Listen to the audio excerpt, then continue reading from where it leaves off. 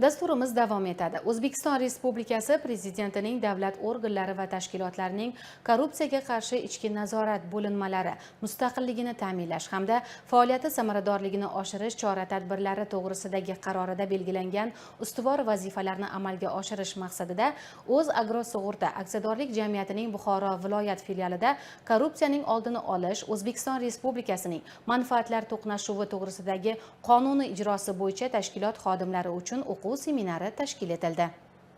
Bugungi kunda jahon miqyosida shiddat bilan rivojlanayotgan illatlardan biri korrupsiyadir. U nafaqat iqtisodiy barqarorlik, balki davlat tizimlari, inson huquqlari, jamiyatdagi tenglik va adolat tamoyillariga ham jiddiy xavf soladi. O'zagrosug'urta aksiyadorlik jamiyati Buxoro viloyati filialida o'tkazilgan navbatdagi yig'ilish ham ayni shu mavzuga bag'ishlandi. Unda mamlakatimizda qabul qilingan yangi qonunlar, xususan manfaatlar to'qnashuvi to'g'risidagi 2024-yilgi qonun ijrosi va amaliyotdagi ahamiyati haqida batafsil ma'lumot berildi.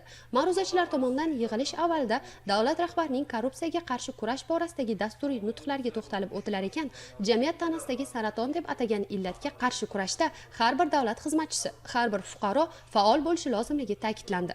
Rag'bat emas, mas'uliyat, imtiyoz emas, shaffoflik. Ana shu so'zlar seminarning asosiy ruhini tashkil etdi.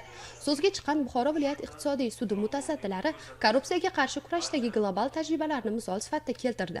Masalan, Singapur qat'iy siyosiy iroda, huquqiy adolat va ochiqlik tufayli bugun dunyoda eng shaffof davlatlardan biriga aylangan. Bu borada har bir mamlakat o'z yo'lini tanlaydi. O'zbekiston ham bugun o'z yo'lini belgilab oldi. So'nggi yillarda davlat xizmatlarini raqamlashtirish, tenderlarni ochiq o'tkazish, davlat xaridlarida shaffoflikni ta'minlash, sug'urta va moliya sohasini avtomatlashtirish kabi keng qamrovli islohotlar amalga oshirildi. Birgina o'tgan yilning o'zida tender tizimi orqali 14 trillion so'm byudjet mablag'lari tejalgani shundan dalolat beradi. Bugungi seminar jarayonida biz juda ko'p ma'lumotlarga ega bo'ldik. Misol uchun, korrupsiyaga qarshi kurashish bo'yicha xorijiy davlatlarning tajribalariga, qanday ular korrupsiyaga qarshi kurashib, o'sha korrupsiyani yenggan holatlari bo'yicha ma'lumotlarga ega bo'ldik.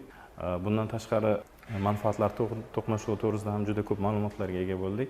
O'zbekiston Respublikasi tomonidan manfaatlar to'qnashuvi to'g'risida alohida qonun chiqarilgan bo'lib, ushbu qonunda aynan qanday holatlar bo'lishi, ushbu holatlarni qanday oldini olish kerak, unga qanday chora ko'rilishi kerakligi to'g'risida juda batafsil aytib o'tilgan.